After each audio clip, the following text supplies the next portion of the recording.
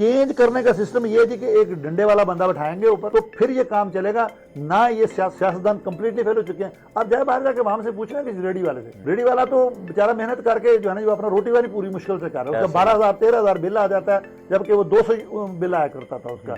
जाए जाके किसी स्कूल टीचर से पूछें, जाए जाकर किसी रेलवे के मुलाजिम से पूछें, किसी PIA के मुलाजिम से पूछें, या जो प्राइवेट सेक्टर में काम कर रहे हैं उनसे जाके पूछें कि आपका भाई 30-40 हज़ार रुपये में गुजारा कैसे हो रहा है। वो कहता है सर 16,000 रुपये तो बिल आ गया जी मेरा, मैंने सर बच्चों की फीस देनी है, अभी मैंने खाना पूरा करना है, मैंने 15,000 किराया देना है जी, मैं कहाँ से दूँ। तो ये मैं समझता हूँ कि ये अल्लाह की तरफ से इन पर अजाब आना है। इस तरह अगर इस वक्त कौम ने मिनहासुल कौम, हमें ये इस वक्त थोड़ा सा रिस्क लेना होगा।